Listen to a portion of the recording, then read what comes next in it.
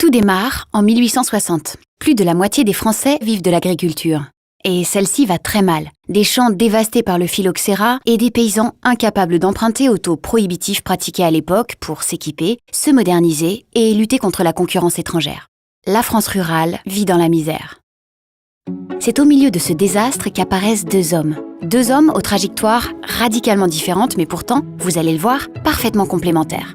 D'un côté, Louis Milsan, fils d'un médecin parisien, élevé dans les livres et la religion, la rigueur morale et l'amour de son prochain.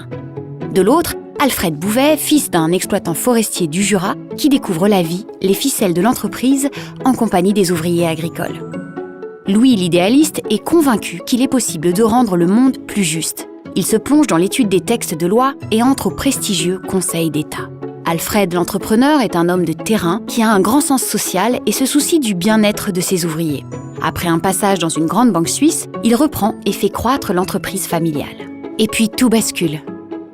Louis veut mettre en œuvre concrètement son idéal d'une société plus juste, mais bridé par le conservatisme du gouvernement, il se sent inutile.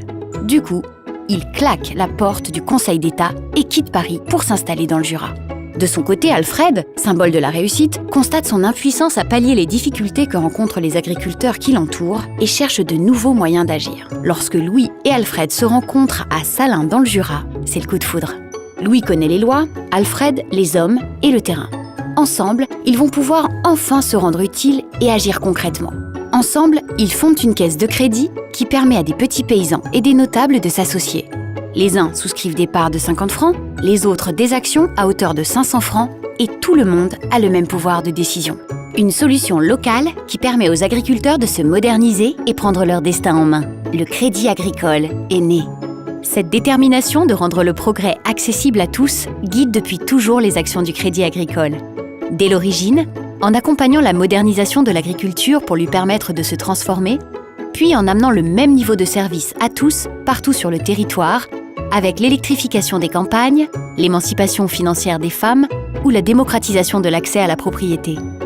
Cette volonté de rendre le progrès accessible à tous, associée à ses valeurs fondamentales d'utilité et d'universalité, ont permis au Crédit Agricole d'être aujourd'hui la 10e banque mondiale.